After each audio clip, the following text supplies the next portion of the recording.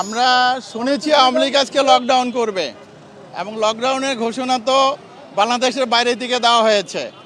ওদের সাহস নেই যে বাংলাদেশে এসে কোনো আন্দোলনের কর্মসূচি ঘোষণা করবে, কারণ এদেশের 18 কোটি মানুষই আওয়ামী লীগের বিরোধী। আওয়ামী লীগের নামের সাথে সন্ত্রাস, খুন, ধর্ষণ এটা জড়িত।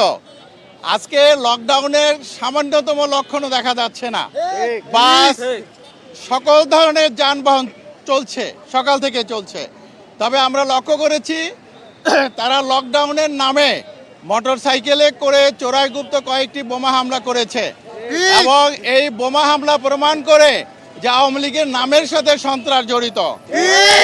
আজকে আমরা মাঠে এসেছি দেশের জানমাল রক্ষা করার জন্য, দেশের জনগণের যাতে কোনো ক্ষতি না হয়, যানবাহনের যাতে কোনো ক্ষতি না হয়, আমরা জনগণ এবং দেশ রক্ষার জন্য আজকে আমরা মাঠে এসেছি। দেশের জন্য সবচেয়ে কলঙ্কজনক বিষয় হচ্ছে যারা খুনি, সন্ত্রাসী, আজকে দেশের একটি বড় রাজনৈতিক দল যার নাম উচ্চারণ করতে কষ্ট হচ্ছে, যারা ক্ষমতায় যাওয়ার স্বপ্ন দেখছে, তারা বলছে ওদের সকল মামলা তুলে নেবে। এটা 18 কোটি মানুষ ঘৃণা ভরে প্রত্যাখ্যান করেছে।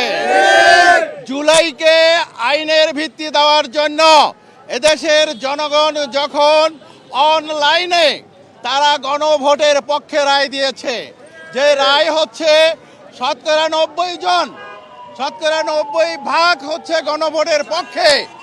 আজকে বাংলাদেশের একটি বড় রাজনৈতিক দলের ভারপ্রাপ্ত চেয়ারম্যান বিদেশে বসে এই গণভোটকে তারা তুচ্ছ তাচ্ছিল্য করেছে। বাংলাদেশের কোন রাজনৈতিক দলের ইউনিয়ন সভাপতির পক্ষে যেই কথা মানায় না, একটি বড় রাজনৈতিক দলের ভারপ্রাপ্ত চেয়ারম্যানের পক্ষে আজকে সেই কথা বলা হয়েছে। 18 কোটি মানুষ মর্মাহত। এদেশের রাজনীতিবিদদের যোগ্যতা, রুচিশীলতা এত নিম্নমানের যে গোটা পৃথিবীর কাছে বাংলাদেশকে ছোট করেছে।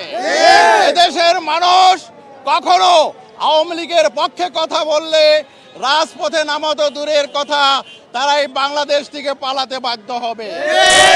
আজকে বাংলাদেশের ঢাকা রাজধানীতে প্রমাণ করেছে আওয়ামী লীগ এবং আওয়ামী লীগের যারা নব্য দোসর তারা কেউ রাজপথে নামতে পারে না। আজকে পুরো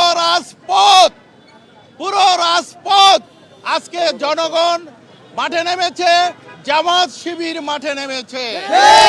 সুতরাং এদেশের জনগণ প্রমাণ করে দিয়েছে যে তারা জামাত শিবিরের সাথে আছে। সুতরাং আগামী বিপ্লব জনগণ জামাত শিবিরের দিকে তাকিয়ে আছে। ইনশাআল্লাহ আমরা আমাদের জীবন দিয়ে হলেও বাংলাদেশে এই স্বৈরাচারকে আসতে দেব না এবং স্বৈরাচারের পক্ষে যারা কথা বলবে আমরা তাদেরকে প্রতিরোধ করব।